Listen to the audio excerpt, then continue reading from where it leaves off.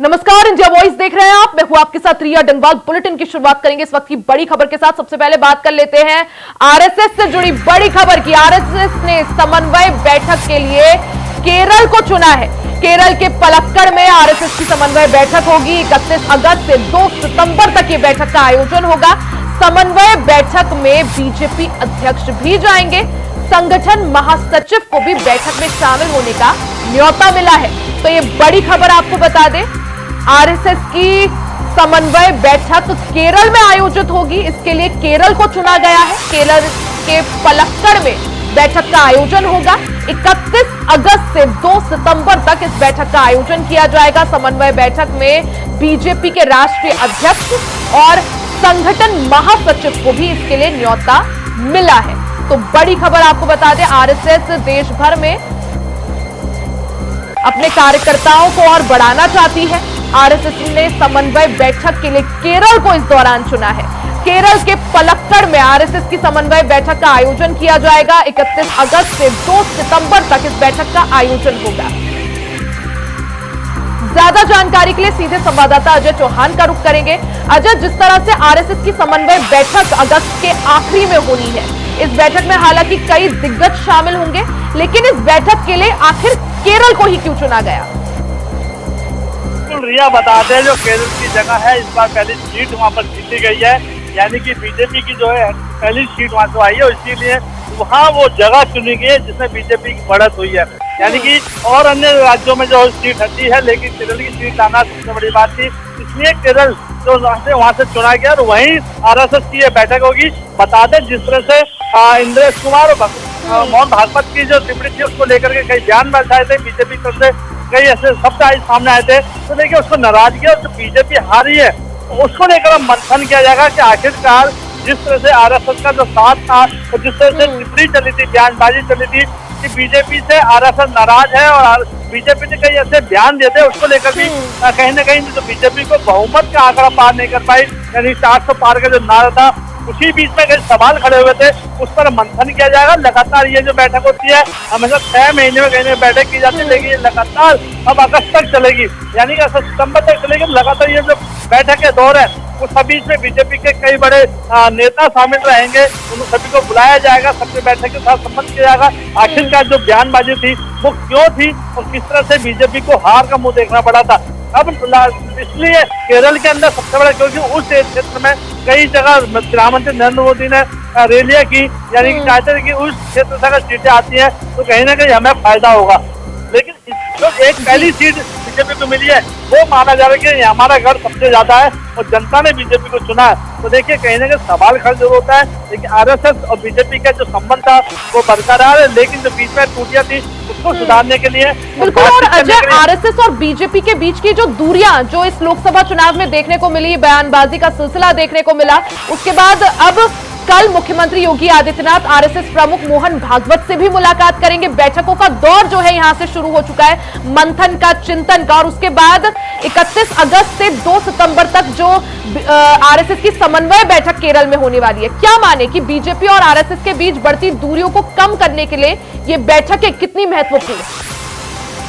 बहुत महत्वपूर्ण है, क्योंकि जो बीजेपी अपनी सीट हारी है, वो कई ऐसी जगह सीट हारी है जहां पर सबसे ज्यादा बीजेपी ने विकास किया था, वहां पर जनता को बहुत कुछ दिया था। उसके बावजूद भी बीजेपी अपनी विफल रही सीट लाने में। तो देखिए, कमियां क्या रही, क्योंकि वही बात है कि जिस तरह से आरएसएस के बारे में कई लोगों ने बयानबाजी की थी कि आरएसएस ने साथ छोड़ दिया बीजेपी का, या उल्टे सीधे बीजेपी की तरफ से बयानबाजी हुई। चाहे अयोध्या की बात करें, दिल्ली की बात करें, कई ऐसी सीटें हैं जहाँ पर बीजेपी ने सबसे ज्यादा मॉडल दिया, सबसे ज्यादा विकास दिया। ऐसी सीट हारना तो कहीं ना कहीं इसका चिंताजनक किया गया था। तो इसको लेकर के ये मतलब, क्योंकि हमेशा ये जो मीटिंग होती थी दूसरी जगह होती थी, तो ऐसे तरह नागपुर में जाते थे ये मीटिंग होती थी, लेकिन इस बार केरल में चुनी गई है, क्योंकि साउथ में जो एरिया है बीजेपी ने काफी कवर किया था, लेकिन केरल में जो सीट आई है उसको महत्वपूर्ण मानना है। लेकिन ये देखना है कि आखिरकार कमी कहाँ रह गई, क्योंकि बयानबाजी गलतबाजी के कारण ही ये कहीं ना कहीं। वही इंद्रेश कुमार ने भी यही कहा, मोहन भागवत में क्या कि बीजेपी में कहीं ना कहीं कुछ अहम भूमिका थी और कुछ बयानबाजी अहम था उसके अंदर कि हम जीत पाएंगे और ये मामला, तो कहीं ना कहीं संगठन होता है वो साथ लेकर चलता है। अब देखना होगा कल योगी आदित्यनाथ से मीटिंग होगी, उसके बाद लगातार ये लंबी मीटिंग है, 1.5 से 2 महीने लगातार चलेगी, तो 6 महीने में मीटिंग होती थी। बिल्कुल अजय, कोशिश यही की गई थी भारतीय जनता पार्टी की तरफ से भी कि अब की बार साउथ पर ज्यादा फोकस किया जा सके, लेकिन साउथ में फोकस के साथ जिस तरह से भारतीय जनता पार्टी को यूपी और कई सारे बाकी ऐसे राज्य थे जहां मुंह की खानी पड़ी, उत्तर प्रदेश, राजस्थान, हरियाणा, ऐसे में समन्वय बैठक आरएसएस की केरल में होना, इससे कितना बड़ा ये क्या संदेश लेकर आ रहा है ये चीज, और कितनी महत्वपूर्ण केरल की बैठक? देखिए, केरल की जो बैठक है वो सबसे बड़ी अहम बैठक बताई जा रही है। वहाँ का जो माहौल है, वहाँ की जो जनता है, कहीं न कहीं किसी और रुख की तरफ बदलती नजर आ रही है। तो आरएसएस ने वही जगह चुनी है जहाँ पर जो भारत का अंग है, भारत के लोग हैं, वो भारत के साथ रहें, क्योंकि आने वाले समय में कुछ चेंजिंग होनी थी। लेकिन उससे पहले आरएसएस ने कहा कि हमें, क्योंकि पूर्वी में बात कर लें, उत्तराखंड की बात कर लें या उत्तर प्रदेश की बात कर लें, वहाँ का माहौल वो अलग है। लेकिन जो बयानबाजी हुई थी उसमें कहीं ना कहीं बीजेपी को सबसे ज्यादा नुकसान उठाना पड़ा था, क्योंकि इस बार कैंपेन की बात करें तो मोहन भागवत हो या सुरेश कुमार हो, वो कोई भी नजर नहीं आया। यहाँ तक कि प्रधानमंत्री नरेंद्र मोदी के समय भी नहीं पड़ता। तो एक सवाल जरूर है, तो ये आखिरकार इसका मंथन किया जाएगा, सभी से पूछा जाएगा आखिरकार इस तरह की जो पूर्ति सामने आई थी उसको कैसे पूर्ति की जाए। और आने वाले अभी जो कई राज्यों में विधानसभा है उसको भी देखा जा रहा है कि अब जो 1947 का, यानी कि जो हमारे 2047 का जो देश बनाने वाली बात कही है, 400 पार का नारा था, वो विफल हो चुका है। तो सवाल है कि आखिर क्या मामला है। तो इसमें सभी नेता होंगे, बीजेपी के भी वरिष्ठ नेता वहाँ मौजूद होंगे, तो मंथन किया जा रहा है कि अगली जो रणनीति होगी वो किस तरह से तैयार की जाए जो आने वाले भविष्य में, क्योंकि देश की सुरक्षा सबसे बड़ी है। अजय, जहां एक तरफ भारतीय जनता पार्टी साउथ में अपना जनाधार बढ़ाना चाह रही है, वहीं दूसरी तरफ अगर आरएसएस की बात करें, आरएसएस भी अपनी विचारधारा को आगे और प्रमोट करना चाह रही है, और यही वजह है कि कई तरह की बैठकों का और मंथन चिंतन का दौर यहां पर शुरू हो चुका है। वहीं दूसरी तरफ ये बैठक आरएसएस और बीजेपी के बीच बढ़ती हुई दूरी को कम करने के लिए काफी महत्वपूर्ण, और सभी पर इस बैठक पर निगाहें। अजय, बहुत बहुत शुक्रिया आपका जानकारी के लिए। बात कर लेते हैं यूपी की सियासत से जुड़ी बड़ी खबर की। तो हार पर ओपी राजभर का बड़ा बयान सामने आया है, जनता ने मोदी योगी को नकार दिया। तो ओम प्रकाश राजभर का ये बड़ा बयान, हार से संबंधित ये बड़ा बयान ओपी राजभर का, उन्होंने साफ तौर पर हार का ठीकरा मोदी और योगी पर फोड़ दिया है। ओम प्रकाश राजभर का कहना है कि जनता ने मोदी और योगी को नकार दिया है। हमने ईमानदारी से गठबंधन धर्म निभाया, दूसरे दलों ने गठबंधन धर्म नहीं निभाया। तो ये बड़ी खबर आपको बता दें, ओम प्रकाश राजभर का बड़ा बयान सामने आया है जिसने पूरी तरह से उत्तर प्रदेश की सियासत को गरमा दिया है। ओम प्रकाश राजभर ने हार का ठीकरा मोदी और योगी पर फोड़ा है।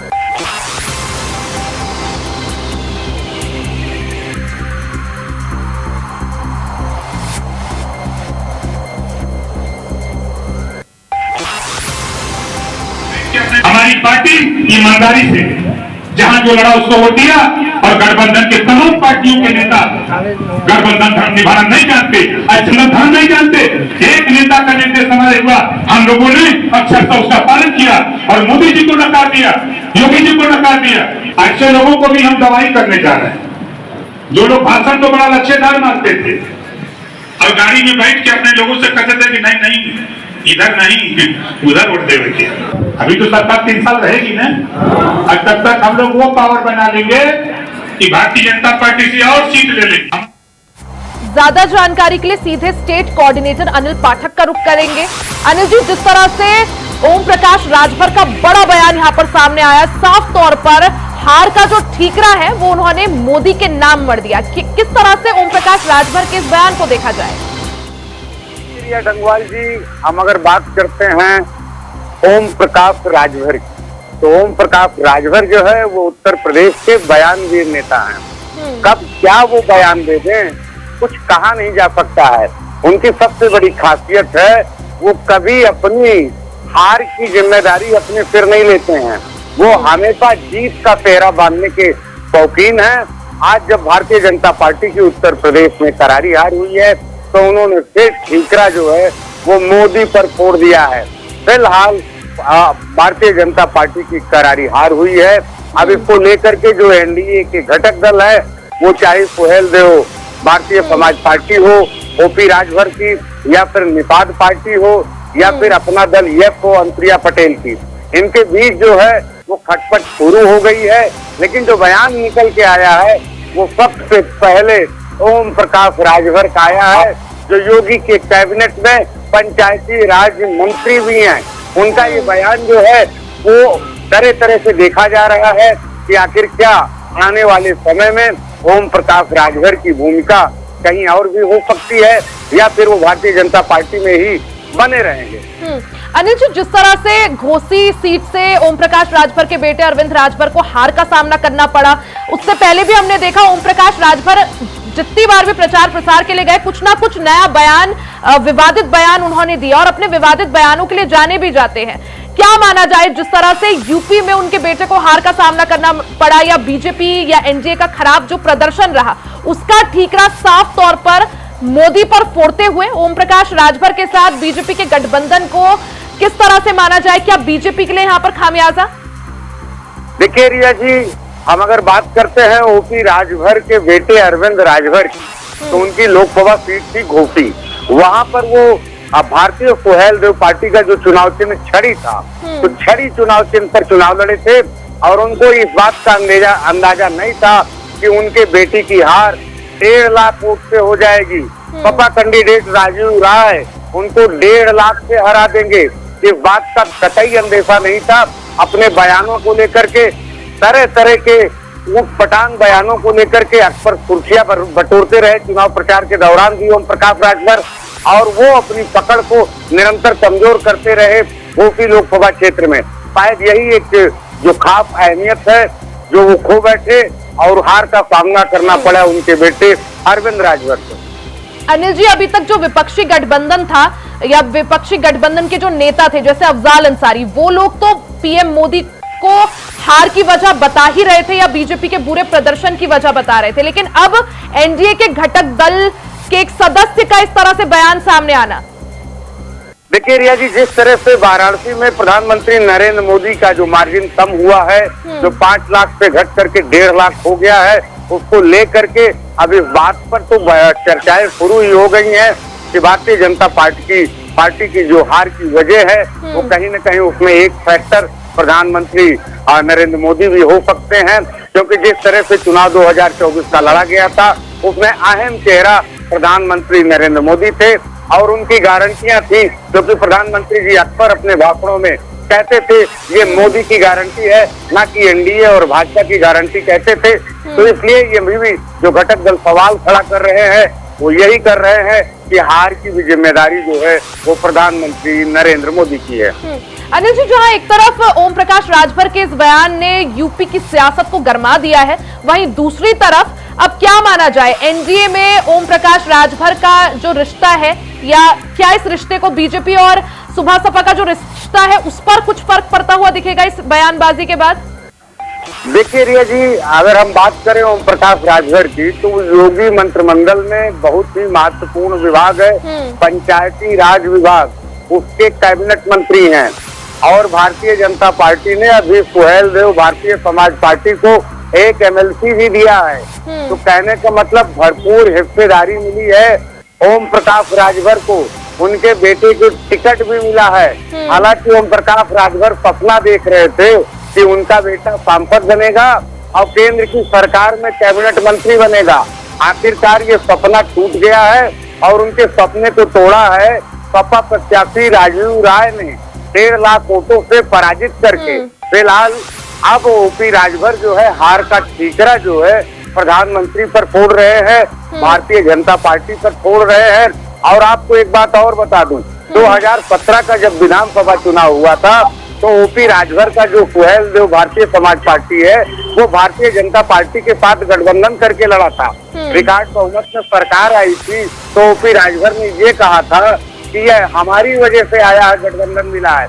हमने भारतीय जनता पार्टी को गठबंधन में बहुमत से काफी ज्यादा सीट दिला दी, लेकिन 22 में यही ओम प्रकाश राजभर समाजवादी पार्टी के साथ चुनाव लड़े, समाजवादी पार्टी को बहुमत नहीं मिला।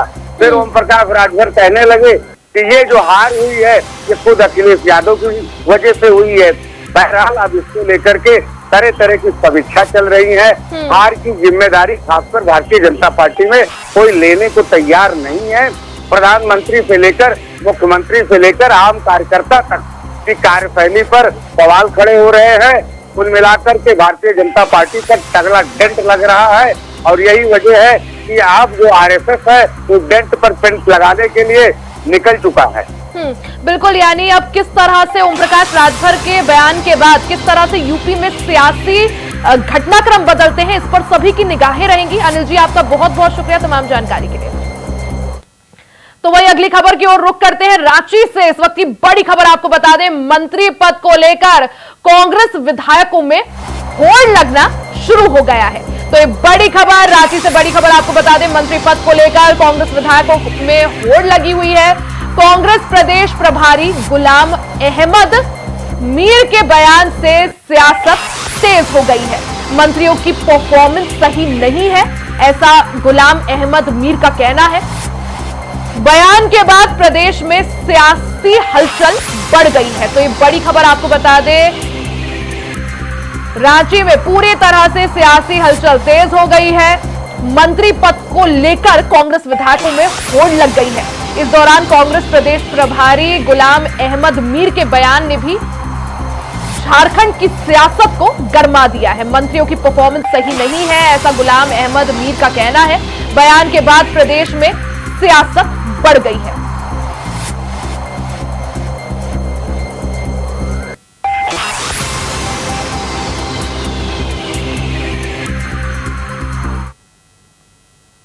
सुन लीजिए, बता दे रहे हैं, अगर कहीं भाजपा के लोग साजिश किया या क्वेश्चन पेपर लीक किया तो उसको हम छोड़ेंगे नहीं, याद रखिएगा। उम्र पार हो रहा है, अब सारा जो है नाकामी का ठिकाना हमारे माथे में फोड़ता है भाजपा के लोग। और ये भी हम बात करेंगे, मुख्यमंत्री से कहे हैं कि देखिए एग्जाम जब कंडक्ट कीजिएगा, भाजपा का लड़का नहीं घुस उसमें। ये लोग घुसेगा, वहां फाड़ देता है, कॉपी दिखा देता है कि फर्जी पेपर से निकाल लेगा, वो मार्क्स से निकाल के बाहर फाड़ देगा ताकि एग्जाम बाधित हो, एग्जाम सही तरीके से नहीं ले। लेकिन ये नहीं चलने दूंगा इस बार। बहाली होगा, युवाओं को रोजगार देंगे, नौकरी देंगे और माँ बाप जो अपने औलाद को पैदा किया उसको हम लोग सम्मान देंगे। भारतीय जनता पार्टी पर टीका टिप्पणी करने के पहले कांग्रेस पार्टी के नेता इरफान अंसारी जी को अपने गिरबान में झांकना चाहिए। वो बार बार कांग्रेस पार्टी में कुछ भी होता है, इनकी सरकार में कुछ भी होता है तो उसका सीधा आरोप भारतीय जनता पार्टी पर पड़ते हैं। अब बोल रहे हैं कि हमारे मंत्रियों को काम नहीं करने दे रहे हैं। अब ये तो यही कहावत है कि चले ना आवे आंगन टेढ़। अरे भाई, आपका अपना परफॉर्मेंस क्या है? जिस दिन से यह सरकार बनी है कांग्रेस और राजद के सहयोग से, जेएमएम की सरकार, यहाँ आप उठाकर देख लीजिए, ये पूरे झारखंड का क्या राजनीतिक संस्कृति इन्होंने बना रखा है। कोई ऐसा सप्ताह नहीं है कि यहाँ घपले घोटाले का कोई न्यूज नहीं आता हो सरकार की ओर से। और ये बेतुकी बात हम लोगों पर बोलते हैं भारतीय जनता पार्टी पर। इरफान अंसारी जी मानसिक दिवालियापन के शिकार हो चुके हैं। बार बार मंत्री बनने का ख्वाब देखते हैं, कांग्रेस पार्टी के लोग ही उनके ख्वाब को चूर कर दे रहे हैं। अब इस स्थिति में वो क्या बोल जाते हैं उनको पता ही नहीं चलता है। इसलिए कांग्रेस पार्टी या वर्तमान जो सरकार यहाँ जेएमएम, राजद और कांग्रेस की है, इनके लोग भारतीय जनता पार्टी पर टीका टिप्पणी करने से पहले अपनी ओर देख लें कि उनका परफॉर्मेंस कैसा है, वो कर क्या रहे। ज्यादा जानकारी के लिए संवाददाता अजय कुमार पांडे का रुख कर लेते हैं। अजय, जिस तरह से खाली पड़े मंत्री पद को भरने को लेकर कांग्रेस के विधायकों में अब होड़ लग गई है, ऐसे में आखिर किस तरह से इस पूरे घटनाक्रम ने कांग्रेस पार्टी में, क्योंकि अब कलह की भी बात सामने आ रही है, किस तरह से माने कि किस तरह से झारखंड में सियासी घटनाक्रम चल रहा है इस वक्त? अजय, देखिए, आलमगीर आलम, मंत्री आलमगीर आलम के बाद इस्तीफे के बाद जो है ये कांग्रेस ये जो भी विधायक है ये अटकलें लगा रही है कि ये मंत्री जो होंगे किसी को भी इस विधायक को मिला जाएगा। इसमें कई विधायक रेस में थे और कई नाम चर्चाएं भी सामने आ रही थी। लेकिन इस चर्चा के बीच में जो प्रदेश के कांग्रेस के प्रदेश प्रभारी है गुलाम अहमद मीर ने ये बयान देकर के सबको सत्ते में डाल दिया है। उन्होंने स्पष्ट तौर पे कहा है कि मंत्री की में जो भी है राज्य सरकार में मंत्री की परफॉर्मेंस अच्छा नहीं है। हालांकि देखिए, ये परफॉर्मेंस की बात को बोल करके निश्चित रूप से निशाना झारखंड मुक्ति मोर्चा पर भी साधा है। आप देख सकते हैं कि देखिए लोकसभा चुनाव के बाद विधानसभा राज्य चुनाव होने हैं। ऐसे में जो जिस प्रकार की परफॉर्मेंस की बात है, क्योंकि 12वें मंत्री की बात है जो कांग्रेस कोटे से, उनको ये निर्णय भी लेना है कि इसमें कौन इसमें विधायक होंगे। लेकिन इस बात को परफॉर्मेंस की बात को लेकर के निश्चित रूप से झारखंड मुक्ति मोर्चा पर एक निशाना साधा है। तो कहीं न कहीं मुझे लगता है कि जिस प्रकार से सरकार विवादों में घिरी हुई थी, जिस प्रकार से सरकार पे भ्रष्टाचार के आरोप लग रहे थे, वैसे में जिस प्रकार से कांग्रेस को लगा कि चूंकि लोकसभा चुनाव में जो जनता को जवाब देने उसका खामियाजा कांग्रेस को उठाना पड़ेगा, वैसी स्थिति में आवर में उन्होंने जिस प्रकार से सरकार को घेरा है, तो निश्चित रूप से कांग्रेस के फूट के एक करार के ओर देखती है। तो मुझे लगता है कि ये इसकी सरकार आने वाला चुनाव में मुझे लगता है कि बिल्कुल प्रभावित करेगा। बिल्कुल अजय, गुलाम अहमद मीर के बयान के बाद उन्होंने न सिर्फ कांग्रेस कोटे के मंत्रियों पर बल्कि जेएमएम कोटे के मंत्रियों पर भी सवाल या निशान या उनके परफॉर्मेंस सही ना होने की बात यहां पर दोहराई है। और ऐसे में साफ तौर पर यह कहा जा सकता है कि जेएमएम और कांग्रेस के बीच अब अंतर कलह साफ तौर पर नजर आ रही है। अजय, बहुत बहुत शुक्रिया आपका तमाम जानकारी के लिए।